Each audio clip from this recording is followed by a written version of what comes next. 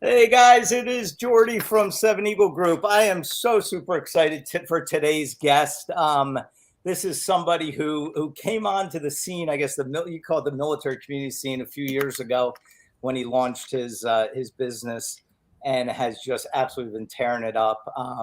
And has been somebody I've just truly admired this guy, what he's gone through, his journey, and how he just gives back to this community like few you will ever see.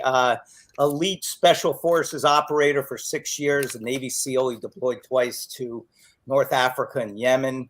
And after leaving service, he started a business called Mack Belts out of Montana, which we're going to talk about today. There are two topics I want to talk about with today's guest, and one is the entrepreneurial path that he went on and the challenges and the successes that he's had with that and starting his company. And then the other is more for the community of just men and women out there who are leaving service and facing challenges and how to overcome those things, some tips, some tricks, not tricks, but some strategies that people can use to help on their own journey. So Mack Alexander, man, thank you so much for taking some time to chat with me today. Yeah, thank you very much. Thank you for sharing your audience with me. And just want to caveat: I deployed one time. Deployed in that deployment, we were in Africa and Yemen, and I was injured on my first deployment. So just so we get that correct. So yeah, man, it's an honor to be here. Thank you. Terrific. So let's I'd like to start out the beginning, man. I'd love to know, like, I know you grew up in a bunch of places, Florida predominantly, and what made you join the military and specifically the Navy? Yeah, so I grew up kind of all around Florida. I went to 9 different schools. I was raised by a single mother, and she did the best she could with 3 kids. And the decision to join the military was, I come from a long line of people in my family who have served, and I felt that really called to do that, right? It was put on my heart at a young age that I wanted to be in the military. And if I was going to join the military, there was no other place I wanted to be than at the tip of the spear with the special forces. At that time, I didn't know if I was going to join the Army or the Navy, but I have relatives who were in the SEAL teams, and I just really enjoyed the stories that they told. I loved watching how he carried himself, and that was the guy I wanted to be like, and I was really fortunate to do that job. That's awesome. Growing up in high school, did you play sports or have other interests that made it easy for you to get into the service, like that prepared you? Or Yeah, so I'll be honest with you, I was a little bit of a troublemaker, right? I had like I said, growing up in house, I was pretty much kind of on my own, and I got in some trouble as a young kid, but I had a really amazing mentor. Pretty much probably like one of the first father figures I ever had was the principal of my high school, and he really helped kind of give me the guidance and the mentorship I needed. So I struggled academically, my high school track record was not good, but I ended up working really hard when I got this new mentor, and I ended up getting into college. I went to college. I got a bachelor's of science in economics that I graduated in 2.5 years. And then I said, man, I want to enlist in the United States Navy. And it was the best decision I ever made. wow, good for you. So you did college. A lot of the guys I noticed do college after, but you wanted to do it first. That's interesting. That's good. And looking back now at your time in service, how did that make you the man you are today? Like, what are some of the best qualities you learned, or skill traits, or character traits that you learned by serving with such an elite group? And how did that help you down the line? Yeah. Hey, man, that's an amazing question. I would say, anybody who serves in the military, the first thing that you're going to really see is sacrifice, right? And if you do end up going into any kind of combat zones and seeing the cost of freedom at the highest level, and what I'm talking about is patriots giving their life for this country and doing what their government's asked them to do. And so I would say the most important lesson I learned while I was in the military is just gratitude for freedom, right? And I've seen American service members coming home who paid the ultimate price, and the American flag means something different to you, when you experience that. And so that would be kind of the big picture, and then a lot of other little things. And I think I could really highlight thousands of things I learned in the military, especially with a high performing group, on just the basics of hard work, creative problem solving, creating solutions with what you have, right? And just like really working as a team. And I could go on and on and on, but like decentralized leadership, in the SEAL teams, it's a pretty amazing thing because you can walk into a room and you don't really know who's in charge because everybody is so good at what they do, and selection is pretty much every day, right? And so it's that iron sharpens iron every day. And that's not only in special operations, but really in every part of the military, man. There are so many amazing men and women who serve, and they do so much for this country. And I'm incredibly grateful for the experiences and for those men and women in those positions right now. Yeah, well said, man. That's awesome. All right, I want to first talk about Mack Belts, and then we'll talk about that second topic, which I want to get to, which is sort of some of the challenges and what advice you have for others who can overcome those things. But what, I know it was, I think I read you were in a thrift store once. You bought a little junky belt. You tried to make it into a dog collar, and you're like, I can do this. But did you know sooner than that? Like, hey, I want to be an entrepreneur, or I want to. And by the way, let me show you one. This is, can you see this? Look at that. Looking good, brother. Hey, holy crap. Do I love this belt, man. I had no idea when I bought one a couple months ago that I would like it as much as I do. But something about it just so solid. It's so well built, and the craftsmanship is incredible. I've never had a belt like this. I never take it off. I wear it every day. And anybody, go to mackbelts.com and you can check out his lineup. But talk about did you have thoughts of being an entrepreneur earlier on in your life, or when you were serving, or did it just sort of like, shit, I got to do this, man? Yeah, so it's a pretty amazing story. God has really used a lot of my struggles for a lot of really good things, right? That I never thought. So I never planned on leaving the SEAL teams. It's a really amazing group of guys, and there's so much. You get your paycheck and your purpose in one uniform, right? And so after I got injured I had a pretty bad traumatic brain injury, and a lot of people don't know what that is. Maybe people know it by the acronym TBI, but it really messed me up for a long time. And I was in physical therapy for a very long time. And this was all at the height of COVID-19 hysteria. So I was medically retired from the SEAL teams, and I had pretty much nothing, right? I was still struggling. A lot of people who get injured in the military, your struggle and your healing journey is going to go on for years and years and years after you get out of the military. And so that was my situation, man. I had no plan. I was lost. I just lost my purpose. My physical health was compromised. And on top of that, when I would go try to interview for jobs, right? Nobody was hiring because COVID-19 was in full force. Everybody was on lockdown. Nobody knew how this thing was going to shake out. And I had a lot of issues. I had speech issues still, and I really couldn't present myself in a way where I think employers wanted to bring me on the team. And it was a really huge shock to my ego, right? To go from somebody who was at the highest level of operating with the highest tiers of military service, and then to transition out of the military and not be able to find a job, man, it really crushed my self-confidence. And so, that's really what came about. That's what I couldn't find a job. So I had to create one, man. And so, I would go to, I was broke. I was using a lot of my finances to pay for experimental treatments and procedures that I was doing on my own coin outside of my own treatment that I was getting from the VA and other nonprofits that were helping me.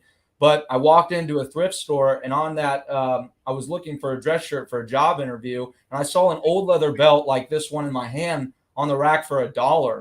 And then for some reason, I looked at that and I said, man, I could turn that into a dog collar. The reason being, I was in a pipeline to get a service dog, right?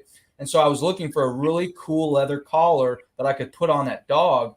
And then, the kind of creative problem solving that I think all veterans have. I said, man, if you can't find it, I'm going to build it. So I got that old leather belt for $1. I took it home. I cleaned it up. I used a bunch of different leatherworking tools, and I turned an old crappy belt like this into something, as pretty like that.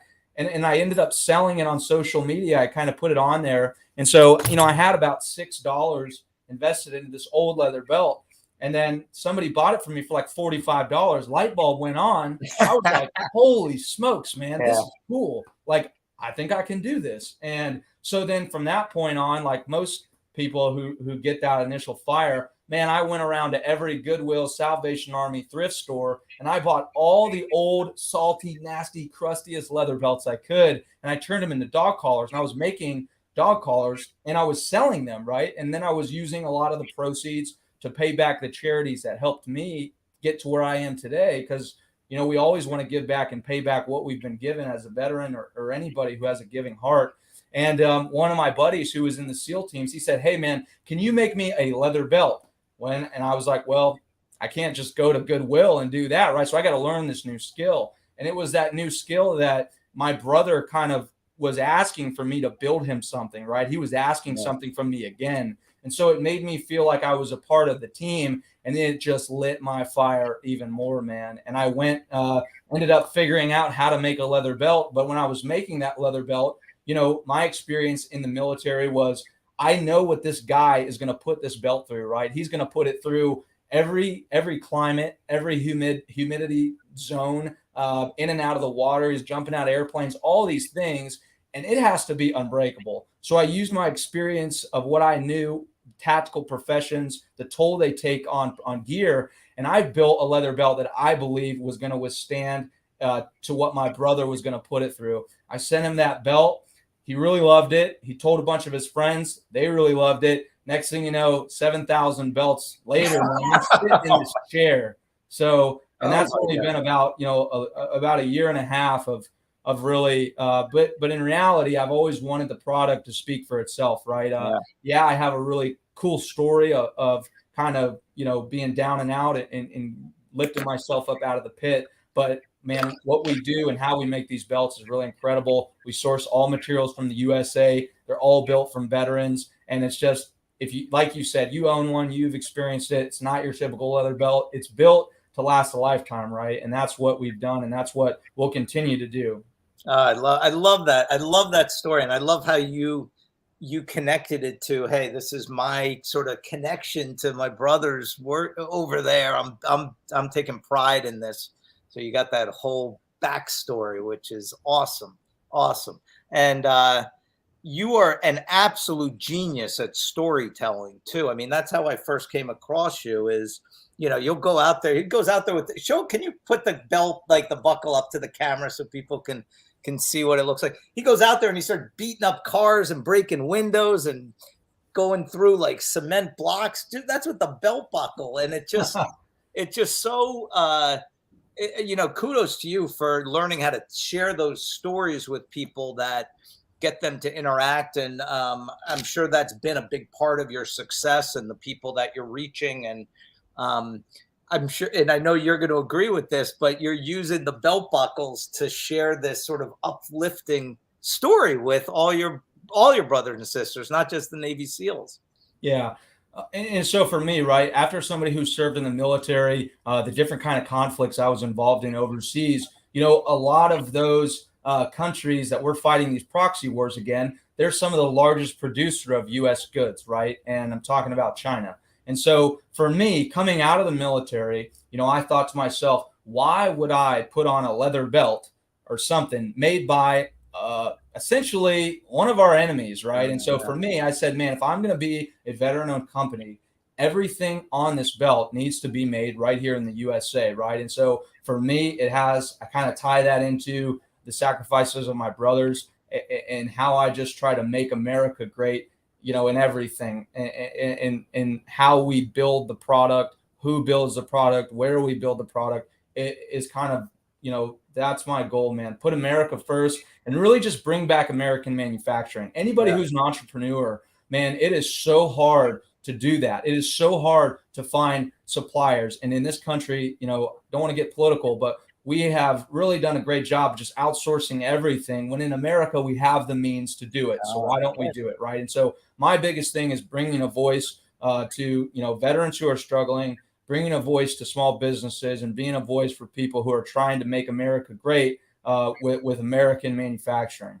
Yeah, and I love too that you went. You like built like the Lamborghini of belts. Like you could have done a cheap one and sold it for $20 or whatever, but it's such a quality piece of craftsmanship that that I think that's why we're gonna like see you on the cover of Fortune magazine one day. I mean, I think you are off to the friggin' races with this company and what you're doing, and how you are just solidifying your name in the I guess the belt industry, the fashion industry. I don't know, but I highly recommend this. Anyone listening, go check out his page and see all the incredible belts. You have other product lines in the future that you're thinking of doing with the company, or you think you're going to stick with belts? Or so a big part of my mission with this, a lot of people say, hey man, there are so many other things that you can make with your excess raw materials.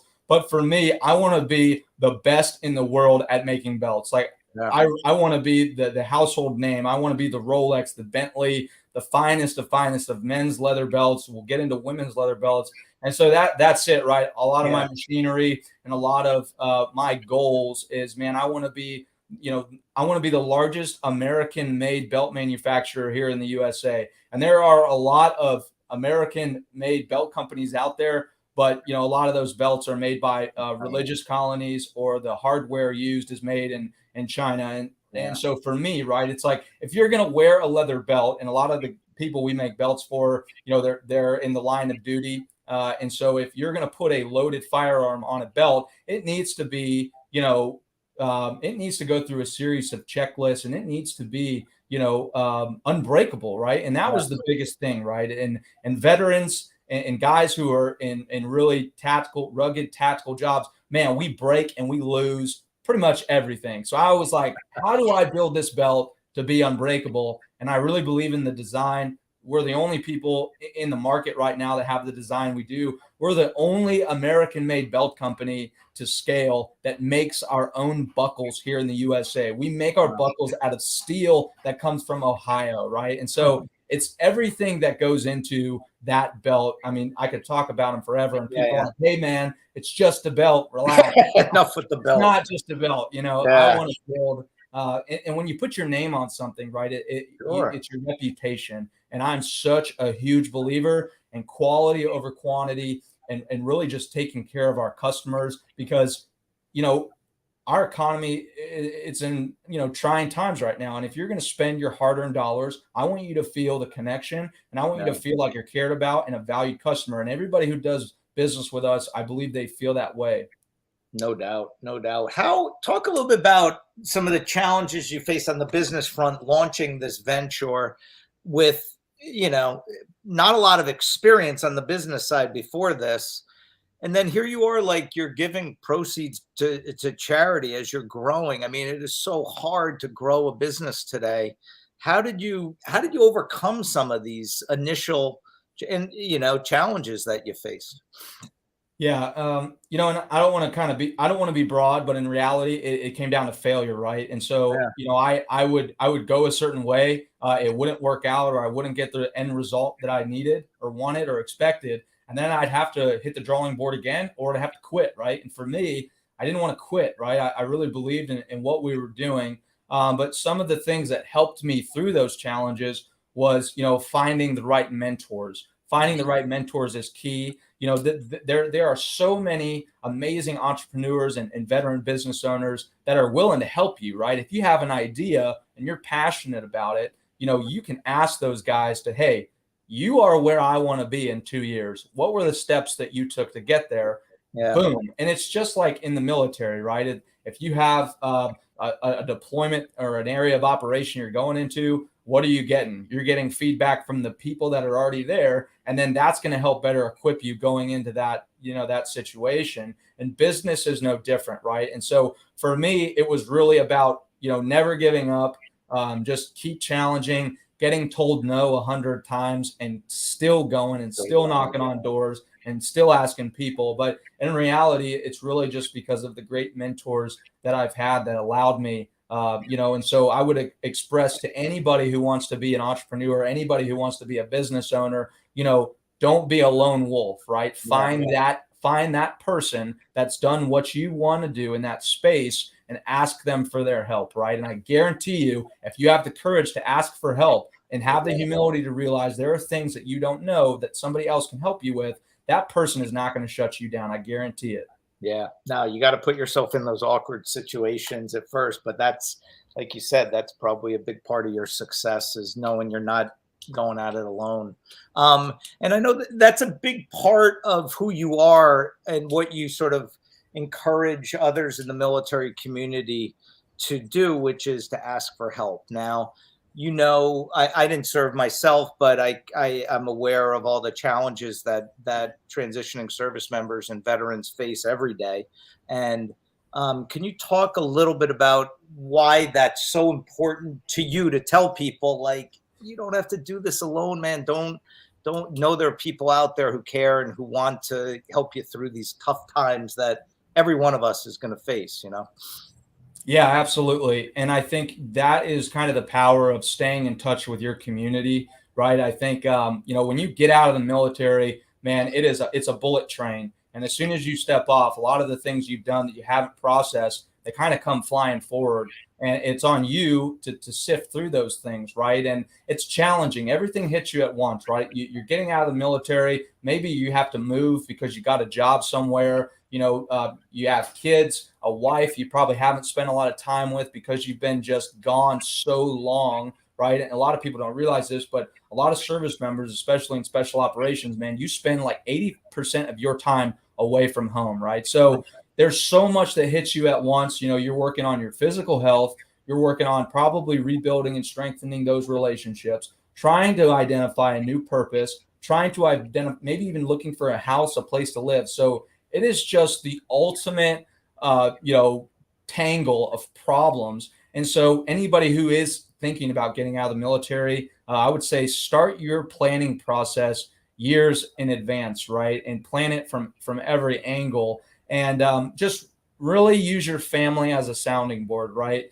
If you are fortunate to have people who have been there with you, who love you, who want to see you succeed in your next chapter, really lean on those people, right? Really bounce ideas off of them, but give yourself that grace period, right? And it's hard because for us in the military, we know where we're going to be 4 or 5 months to the day down the road.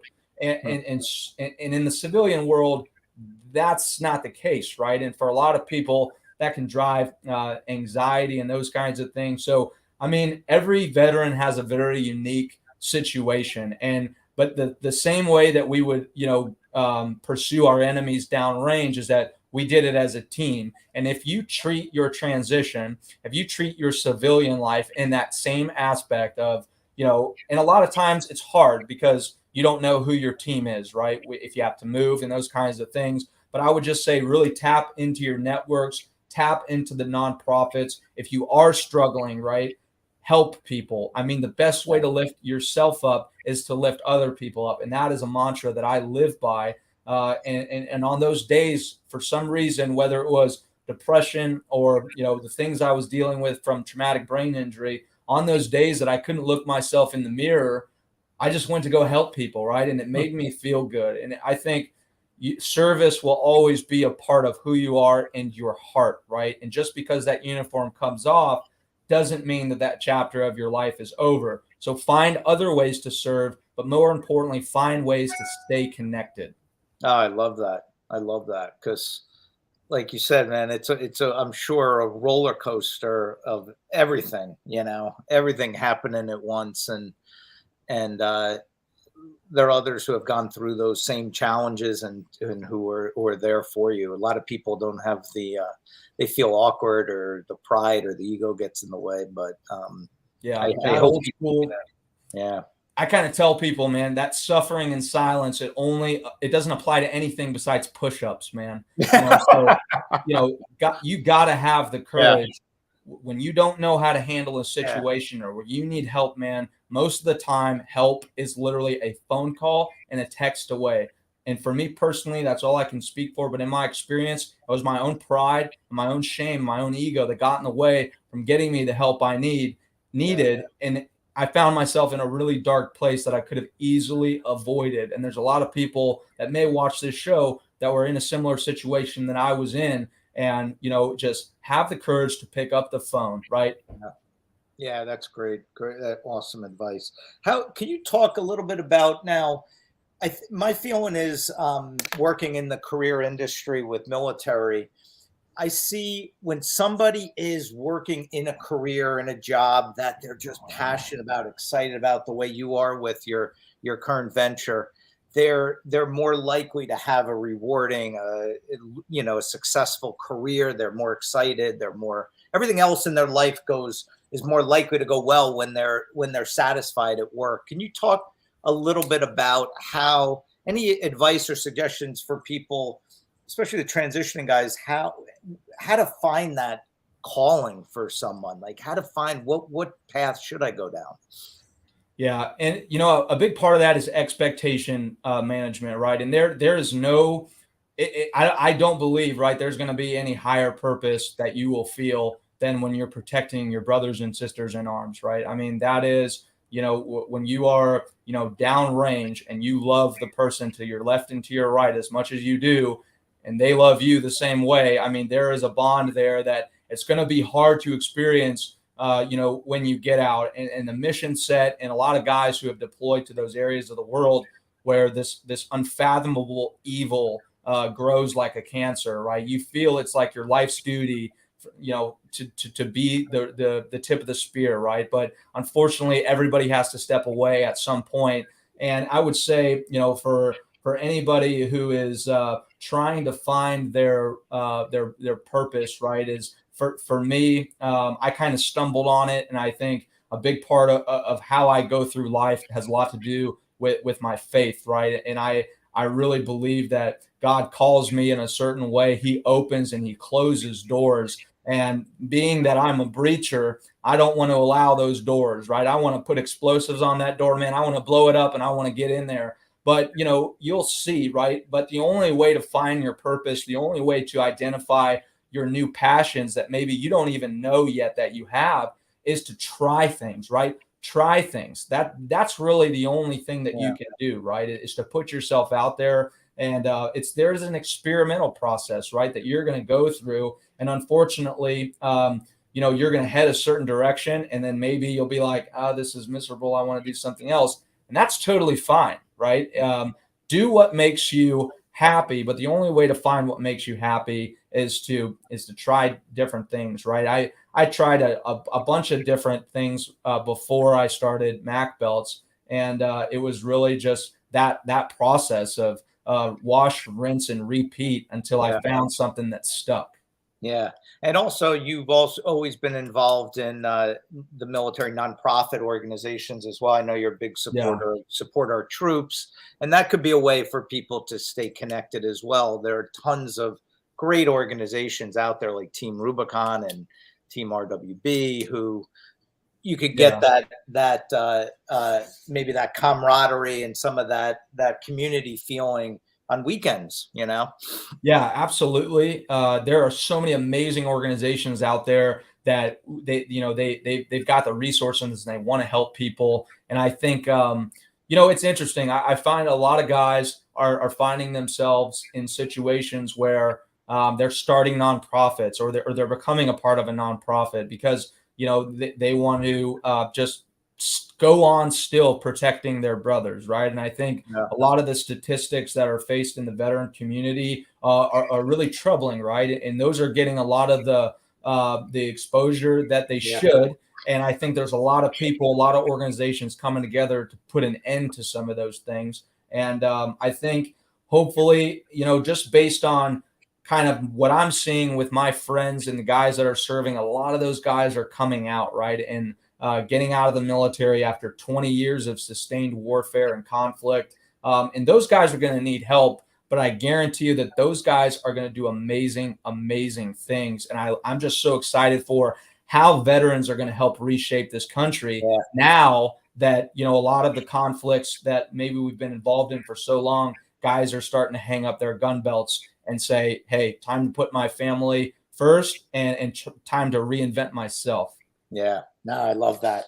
Can you address now all of the other business owners out there in America, the CEOs, the hiring managers, HR directors, and tell them what does a military veteran bring to their team, and why is it so important to have these incredible men and women working hard for their companies? What do they get? What are some of those intangibles you get with a veteran? Yeah, I would say, man, with any veteran, you're going to get a tier 1 asset, right? You're going to get somebody who is incredibly driven. You're going to get somebody who doesn't need all the details, right? They're going to be somebody who epitomizes the 80% solution, right? These guys are going to be probably first at the office and last to leave, right? And there's so many qualities that I could really highlight about a veteran. These are going to be people that can handle high stress situations, right? And these people are going to be aggressive. So depending on, if you, let's say, for example, you're in sales, man, you want a go-getter. You want somebody who's aggressive that wants to accomplish whatever you put in front of them, right? And that's the biggest thing that I've found and I've seen with veterans, even guys that help me and work with me. It's you just give them a general direction to go. They don't need a lot of oversight, and you say, hey, head north, and they will produce an amazing result for you. And I think if you are somebody who is interested in hiring veterans, man, I build my whole team with veterans, right? And I think it's such an amazing human being. And I think, there's going to be just a win-win situation. I think a lot of times the things that if they don't believe in the mission and they don't believe in their leadership, they may let you know, right? And that's kind of how we are. We're truthful with one another because we live by that standard of iron sharpens iron, and we're always trying to improve and get better. So, for all of those people out there with the different acronyms, if you're looking to hire a veteran, I'd say do it. It'll be the best decision you ever made. Well said, man. I love it. Mack, I cannot thank you enough, man. This was absolutely a treat for me to do this today. And anyone listening, go check out mackbelts.com. Read the story. Check out the belts. If you don't want to buy one, read his stories, man. He's got some incredible information on there. Follow him on LinkedIn. He's got a company page. Are you also on Facebook? I don't think I have seen your Facebook page. You are. Yes, sir. So we're on YouTube, Instagram, Truth Social, Twitter. You can follow me on LinkedIn. We're on LinkedIn for our company. We're everywhere, right? Everywhere, man. Yes, read sir. Read the stories, man. Watch his videos, and it's inspiring. It's an inspiring story all the way around. And I encourage you to go buy one of his belts too, because they are awesome. Mack, you gave some great info today, man. Thank you. I appreciate what you do for this community. You are a true champion. Mr. Kern, thank you. And to all those watching this, thanks for spending your time with me today.